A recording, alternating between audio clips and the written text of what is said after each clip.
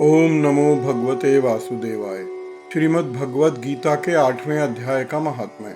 भगवान शिव कहते हैं, देवी अब 8वें अध्याय का महात्म्य सुनो। उसके सुनने से तुम्हें बड़ी प्रसन्नता होगी। दक्षिण में अमरदकपुर नामक एक प्रसिद्ध शहर है। वहाँ भाव शर्मा नामक एक ब्राह्मण रहता था, जिसने वैश्या को पत्नी बना रखा था। वह मांस खाता, मदिरा पीता, साधुओं का धन चुराता, पराई स्त्री से व्यभिचार करता और शिकार खेलने में दिलचस्पी रखता था। वह बड़े भयानक स्वभाव का था और मन में बड़े बड़े हौसले रखता था। एक दिन मदिरा पीने वालों का समाज जुटा था। उसमें भाव शर्मा ने भर पेट ताड़ी पी, खूब गले तक उसे चढ़ाया। अतः अजीर्ण से अत्यंत पीड़ित होकर वह पापात्मा कालवश मर गया और बहुत बड़ा ताड़ का वृक्ष हुआ। उसकी घनी और ठंडी छाया का आश्रय लेकर ब्रह्म राक्षस भाव को प्राप्त हुए कोई पति पत्नी वहां रहते थे। उनके पूर्व जन्म की घटना इस प्रकार है। एक कुशीबल नामक ब्राह्मण था, जो वेद वेदांग के तत्वों का ज्ञाता, संपूर्ण शास्त्रों के अर्थ का विशेषज्ञ और सदाचारी था। उसकी स्त्री का नाम कुमति था। वह बड़े खोटे विचारों की थी। वह ब्राह्मण विद्वान होने पर भी अत्यंत लोभवश अपनी स्त्री के साथ प्रतिदिन भैंस, कालपुरुष और घोड़े आदि बड़े दानों को ग्रहण किया करता था, परंतु दूसरे ब्राह्मणों को दान में मिली हुई कौड़ी भी नहीं देता था। वे ही दोनों पत्नी कालवश मृत्यु को प्राप्त होकर ब्रह्म राक्षस हुए। वे भूख प्यास से पीड़ित होकर इस पृथ्वी पर घूमते हुए उसी ताड़ के वृक्ष में आए और उसके मूल भाग में विश्राम करने लगे। इसके बाद पत्नी ने पति से पूछा, नाथ, हम लोगों का यह महान दुख कैसे दूर होगा तथा इस ब्रह्म राक्षस योनि से किस प्रकार हम दोनों की मुक्ति होगी।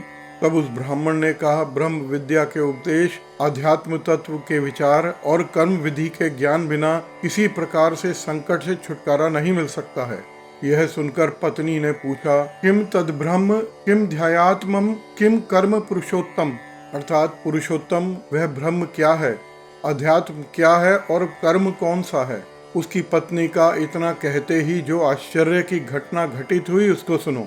उपयुक्त वाक्य गीता के 8वें अध्याय का आधा श्लोक है। उसके श्रवण से ही वह वृक्ष उस समय ताड़ के रूप को त्याग कर भाव शर्मा नामक ब्राह्मण हो गया और तत्काल ज्ञान होने से विशुद्ध चित्त होकर वह पाप के चोले से मुक्त हो गया तथा उस आधे श्लोक के महात्म्य से वह पति पत्नी भी मुक्त हो गए। उनके मुख से दैवात ही 8वें अध्याय का आधा श्लोक निकल पड़ा था। तदंतर आकाश से एक दिव्य वाहन आया और वे दोनों पति पत्नी उस आसन पर आरूढ़ होकर स्वर्ग लोक को चले गए।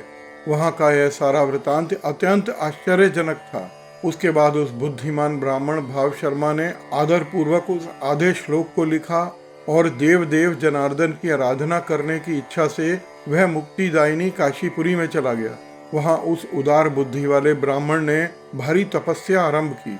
उसी समय क्षीर सागर की कन्या भगवती लक्ष्मी ने हाथ जोड़कर देवताओं के भी देवता जगतपति जनार्दन से पूछा, नाथ, आप सहसा नींद त्याग कर खड़े क्यों हो गए हैं। श्री भगवान बोले, देवी, काशीपुरी में भागीरथ के तट पर बुद्धिमान ब्राह्मण भाव शर्मा मेरे भक्ति रूप से परिपूर्ण होकर अत्यंत कठोर तपस्या कर रहा है। वह अपनी इंद्रियों को वश में करके गीता के 8वें अध्याय के आधे श्लोक का जप करता है। मैं उसकी तपस्या से संतुष्ट हूँ। बहुत देर से उसकी तपस्या के अनुरूप फल देने का विचार कर रहा था। प्रिय, इस समय वह फल देने को मैं उत्कंठित हूँ। पार्वती जी ने पूछा, भगवान श्री हरि सदा प्रसन्न होने पर भी उनके लिए चिंतित हो उठे थे। उस भगवत भक्त भाव शर्मा ने कौन सा फल प्राप्त किया है। श्री महादेव बोले, देवी, द्विज श्रेष्ठ भाव शर्मा प्रसन्न हुए, भगवान विष्णु के प्रसाद को पाकर अत्यंत सुख को प्राप्त हुए और उनके अन्य वंशज भी जो नरक यातना में पड़े थे, उसी के शुभ कर्म से भगवत धाम को प्राप्त हुए।